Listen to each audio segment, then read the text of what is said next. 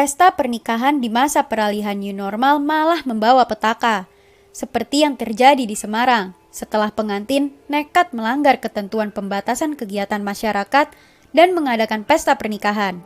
Wali Kota Semarang Hendrar Prihadi alias Hendi menjelaskan acara pernikahan tersebut jelas tidak sesuai dengan protokol kesehatan. Jumlah pengunjung pesta itu melebihi batas maksimum yang telah ditentukan, yaitu 30 orang. Akibat pelanggaran tersebut, sejumlah anggota keluarga dan kerabat pengantin dinyatakan positif COVID-19. Ibu dari salah seorang pengantin meninggal dunia, dan sang ayah sakit kritis COVID-19.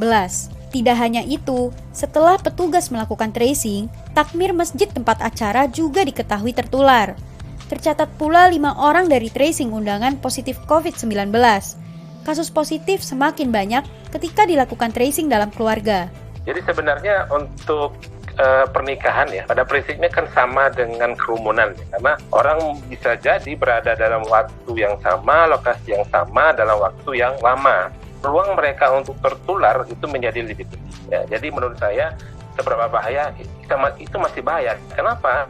Karena sekarang kita masih berada pada puncak pandemi ya. Jadi pandemi kita belum turun, kasus kita masih banyak orang yang belum teridentifikasi, ya kan? Nah, jadi oleh karena itu kita harus meminimalkan kerumunan seperti ini.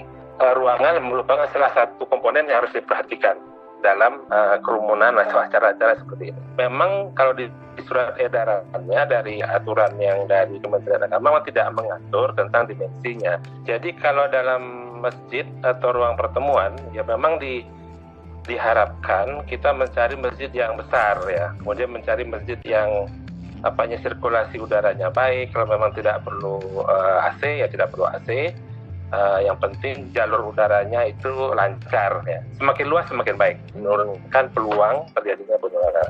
Hendi menyatakan pesta pernikahan ini menyumbang lonjakan kasus positif COVID-19 di Semarang. Ia meminta masyarakat untuk lebih disiplin menerapkan protokol kesehatan agar kejadian serupa tak terulang. Jadi kalau saran saya cara paling aman adalah tidak masuk ke dalam kerumunan atau menghindari kerumunan. Kita menghindari di mana terjadi konsentrasi orang. Kalaupun terpaksa, maka ya itu gunakan protokol kesehatan secara maksimal. Karena kalau orang lain kita harapkan untuk melindungi kita, itu bisa jadi nggak mungkin ya. Yang penting adalah kita sendiri yang memproteksi diri kita sendiri. Nah itu.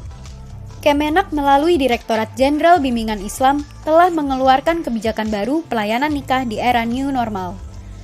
Melalui relaksasi tersebut, masyarakat diperkenankan untuk melaksanakan akad nikah di luar KUA. Pelaksanaan akad nikah di KUA atau rumah dapat dihadiri maksimal 10 orang.